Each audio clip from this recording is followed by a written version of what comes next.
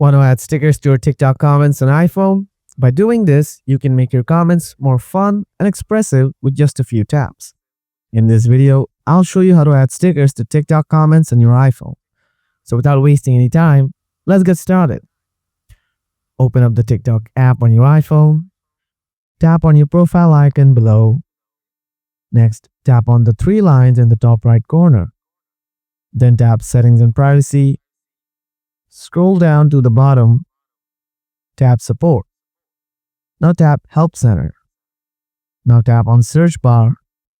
Search the comment sticker. Scroll down. Tap TikTok stickers.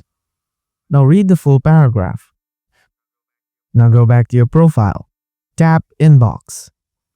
Open a chat. Tap the emoji icon next to the text box below. Now tap on the search icon. Search for a sticker like haha sticker. Now press and hold the sticker. Now tap Add to Favorites. After that, go to the home page of TikTok. Tap Comment.